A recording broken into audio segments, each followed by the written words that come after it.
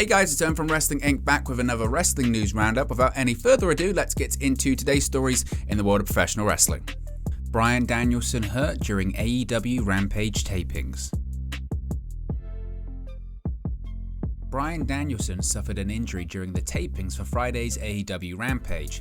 After Danielson and Jon Moxley wrestled Matt Sydal and Dante Martin in a tag team bout, there was a post-match angle involving the Jericho Appreciation Society. Danielson was apparently injured during the Blackpool Combat Club's brawl with the JAS. At one point during the brawl, Danielson's leg got caught between the ring and the elevated rampway. According to fans at the arena, Danielson was stuck for several minutes until AEW medical personnel ran out to assist him. As seen on social media, a part of the ramp had to be taken out to get Danielson's leg out. One fan at the arena noted that it looked like Danielson's calf/shin was trapped between the ring and the rampway. As can be seen in another video, Danielson eventually walked away on his own power but had a noticeable limp. He also gave a thumbs up to Eddie Kingston before heading to the back. AEW taped Friday's episode of Rampage immediately after the live episode of Dynamite in Houston, Texas. However, Bryan Danielson's leg injury on Rampage was a work, according to Brian Alvarez on the latest edition of Wrestling Observer Radio. The Blackpool Combat Club member had his leg stuck between the ring and the elevated rampway during the taping of Friday's show and was locked in that position for around 10 minutes, according to fans in the arena and videos shared online. This led to some concern about his health, with AEW's medical team being on hand to prize him free. Despite that, the entire situation is believed to have been a work, with this being an idea that Danielson had himself. Everybody involved in the situation played up the concern factor, but Bryan walked to the back unassisted and gave a thumbs up to Eddie Kingston while going to the back. Bryan is apparently fine.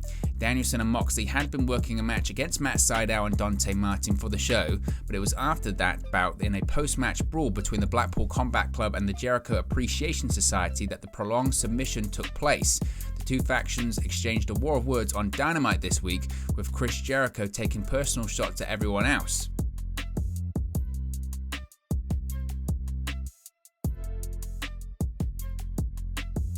Backstage news on Naomi's WWE contract. Naomi's WWE contract is set to expire in the near future, according to Dave Meltzer on the latest edition of Wrestling Observer Radio. It is unknown exactly when Naomi's deal is up, but it is expected to be soon. She has been negotiating with the company about extending that as of late, and there is a possibility that this had something to do with her and Sasha Banks walking out on WWE Raw this week. The Women's Tag Team Champions called it a major change to the main event of the show. They left the arena despite being advertised for the match, which Naomi was reportedly set to win. This would have led to her becoming the number one contender for the Raw Women's Championship at WWE Hell in a Cell. Despite that, there were creative issues backstage that led to them deciding to leave. WWE issued a public statement about the situation, claiming they didn't want to work with two of the women. The main event was then changed to a singles match between Asuka and Becky Lynch. Naomi's former tag team partner Ariana Andrew revealed that she spoke to her recently and she was not happy. The ex-Funkadactyl didn't go into detail, but she did claim that walking out on the company isn't in Naomi's character. Quote, "This is the thing. Being in WWE is stressful," Andrew told SE Scoops. "They say if you can make it into WWE, you can make it anywhere. It's not an easy business. It's not easy, but I would never see Naomi being like, F you, that's just not in her character." At the moment, it's unknown what the future holds for both Naomi and Sasha Banks in WWE. Neither woman has made a public statement about the situation, and it remains to be seen whether or not they will appear on WWE SmackDown this week.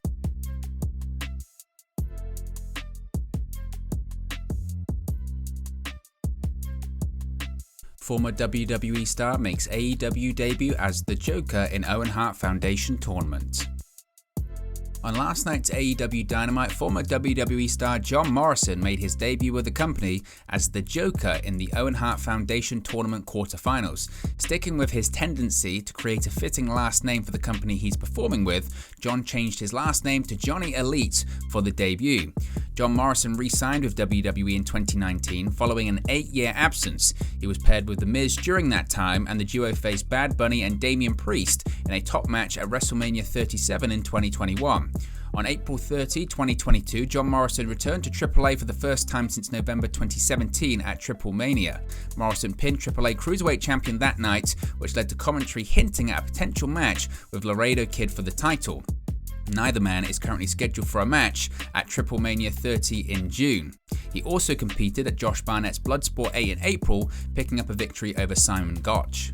However, soon after his debut, the AEW on TV Twitter account accidentally mentioned that another Johnny Gargano, was Joe's mystery opponent. As can be seen in pictures on social media, the handle also tagged Johnny Gargano in the post before deleting it.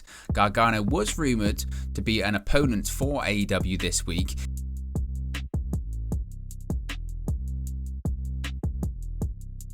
Big 5 vs 5 battle teased for AEW Double or Nothing.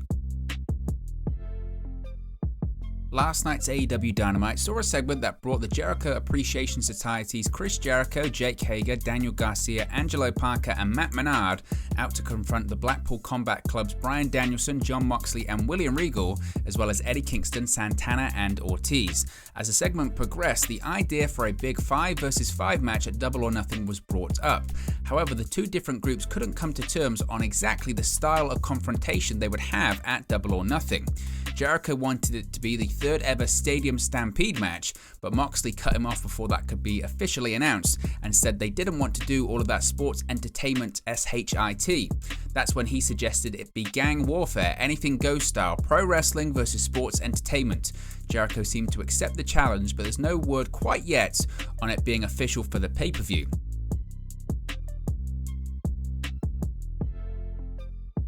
First finalist set for AEW Men's Owen Hart Foundation Tournament.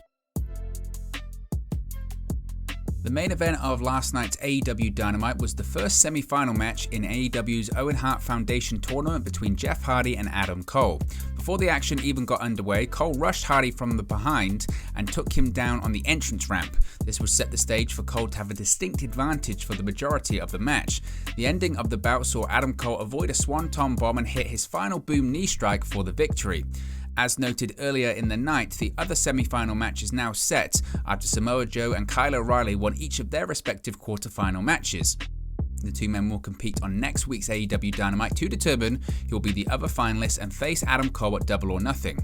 On the women's side of things, nearly all semi-finals have been determined. Britt Baker, Toni Storm, Ruby Soho and the winner of Red Velvet vs Chris Statlander on Friday's Rampage.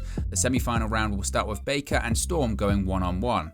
The Owen Hart Foundation Tournament Finals will be held at AEW Double or Nothing on May 29 in Las Vegas, and Dr. Martha Hart will be there live to present the Owen Cup trophy to the winners. So what are your thoughts on today's Wrestling News Roundup? Let me know your thoughts in the comment section below. Be sure to like and subscribe to Wrestling Inc. and I'll speak to you again very, very soon.